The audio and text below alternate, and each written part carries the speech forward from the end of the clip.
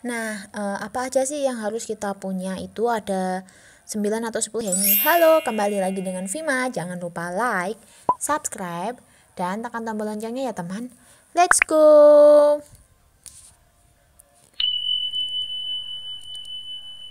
Assalamualaikum, kembali lagi dengan Vima. Nah, pada video kali ini saya mau membahas mengenai apa aja sih yang diperlukan sebelum kalian membuka usaha bimbel. Nah, sebelumnya saya tuh mau cerita ya tentang awal mula pendirian Bimbel Al-Faza itu. Sepengalaman saya itu hal-hal yang harus dimiliki sebelum membuka bimbel adalah yang pertama itu kalian harus mempunyai pengalaman mengajar ya. Nah, pengalaman mengajar sendiri di sini bisa kalian punya ketika kalian ikut mengajar di bimbel lain, atau kalian juga mengajar di sekolahan, atau kalian itu dari fakultas keguruan dan ilmu pendidikan. Jadi kalian itu di semester 5 itu pasti ada yang namanya PPL atau KKL itu di sekolahan dan mengajar. Kalian harus mempunyai pengalaman itu ya, karena ini adalah penting banget jika mau membuat bimbel sendiri dan mau mengembangkannya.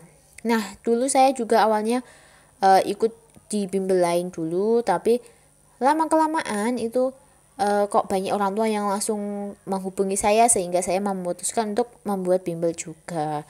Nah, untuk yang kedua, apa sih yang diperlukan? Yang kedua itu setelah kalian mempunyai pengalaman, tentunya kalian juga harus memikirkan nama bimbel kalian itu apa dan membuat logo bimbel. Untuk nama dan logo ini sangat berpengaruh ya terhadap visi dan misi bimbel kalian ke depannya agar bimbel kalian berkembang ya.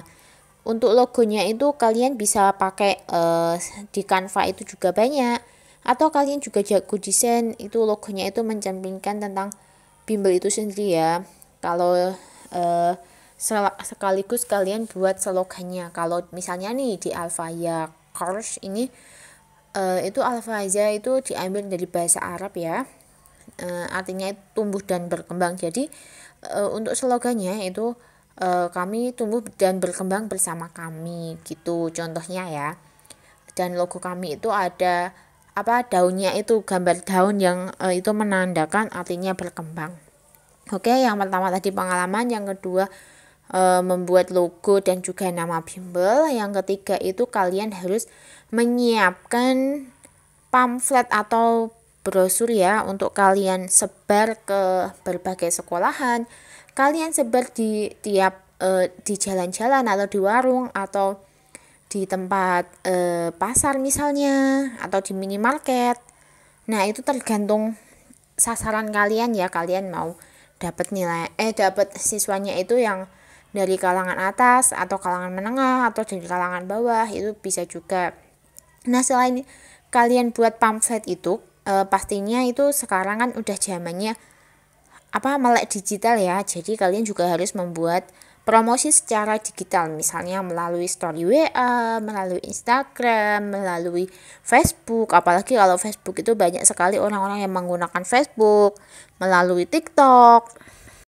Nah, setelah kalian mempunyai akun media sosial sendiri ya, yang khusus untuk bimbel kalian, kalian selanjutnya langkah awal itu kalian membuat konten di media sosial tersebut ya.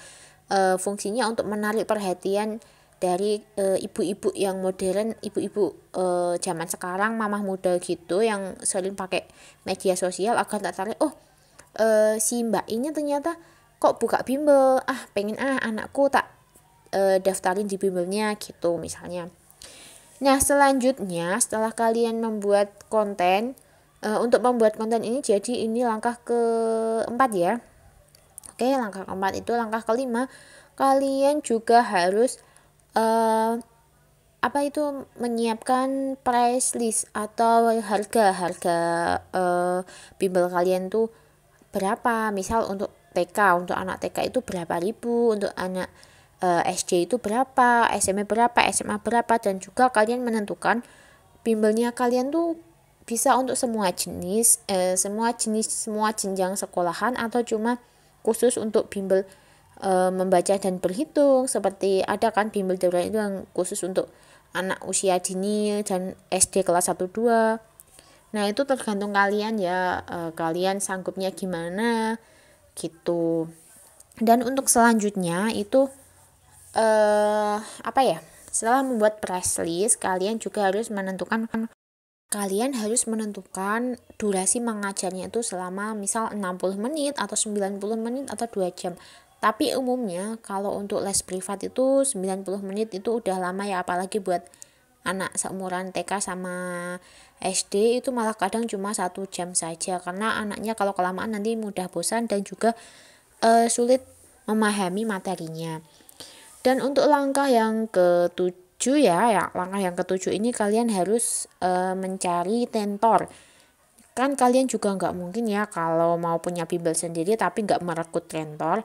Jadi sebisa mungkin kalian punya banyak link, punya banyak kenalan, baik itu teman atau saudara yang basicnya itu ada di pendidikan ya, khususnya ya. Jadi misal temennya guru terus atau komunitas mengajar gitu juga boleh. Nah, untuk langkah ke-8 yang terakhir yaitu setelah kalian sudah merekrut guru, pastinya kalian juga harus membuat hak dan kewajiban untuk para tentor di bimbel kalian, dan juga hak dan kewajiban untuk para siswa dan orang tua siswa yang mendaftarkan di bimbel kita itu apa aja. Itu harus jelas ya hak dan kewajibannya. Jadi jangan sampai nanti misal ada tentor yang mengambil siswa kita tanpa izin gitu. Untuk meminimalisir aja, jadi saling jujur.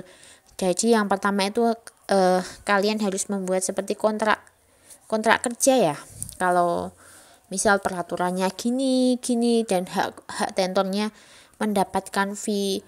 Misal kalau di bimbel itu kan ada yang 75% buat tentor, ada yang 80% buat tentor. Jadi dihitung semampunya kamu aja, kamu maunya berapa untuk tentornya. Kalau untuk bimbelku sendiri itu pembagian fee-nya itu 80% untuk tentor dan 20% untuk bimbel. Dan kalau untuk yang mengajarnya teman sendiri itu apabila orang tua menginginkan bayar langsung ke tentor ya nggak apa-apa, karena saling percaya ya. Tapi kalau misal tentornya itu kita belum kenal, itu untuk waspada aja ya. Jadi orang tuanya itu transfer ke kita, lalu kita tiap bulannya baru membayarkan fee-nya ke tentor. Dan juga itu ada absensinya ya, biar besok saat waktunya gajian tentornya itu kita punya bukti kalau mereka ngajarnya tuh berapa kali. Terus jadi misal ada orang tua juga yang menyalahkan, kita udah ada bukti saat absen itu ya. Jadi absennya itu ada 2, yang pertama absen untuk tentor dan absen untuk muridnya saat les. Dan apabila lesnya itu di hari itu ada kendala, itu wajib mengganti di hari selanjutnya. Nah, sekian untuk sharing-sharing hari ini, semoga bermanfaat dan tetap semangat buat kalian yang sedang merintis usaha. Semangat terus, semoga Allah memudahkan ya. Wassalamualaikum warahmatullahi wabarakatuh. Jangan lupa like, subscribe.